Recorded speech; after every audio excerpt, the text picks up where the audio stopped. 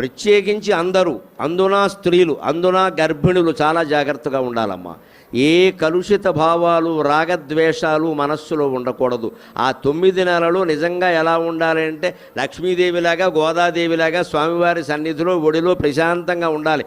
భర్త సన్నిధిలో ఇంకేం మాట్లాడకూడదు. ఇంట్లో వాళ్ళు కూడా గర్భిణి అయినటువంటి స్త్రీకి ఏ ప్రమాదకరమైన విషయాలు చెప్పకూడదు, ఆందోళన కలిగించే విషయాలు చెప్పకూడదు. ఏది చెప్తే వాళ్ళు బాధపడతారో ఆ మాట చెప్పకూడదు. వీలైతే సంతోషించే మాట చెప్పాలి, లేదు అబద్ధం అనుకోండి, మాట్లాడ కూరుకోవాలి అంతే. ఆ మనస్సు ప్రభావం బిడ్డల మీద ఉంటుంది ఖచ్చితంగా. అందుకని ఈ వినత చేసిన పనికి పాపం అనూరుడికి కాళ్ళు లేకుండా పోయే, అందుకే ఆయన పేరు అనూరుడు, ఊరు లేనివాడు.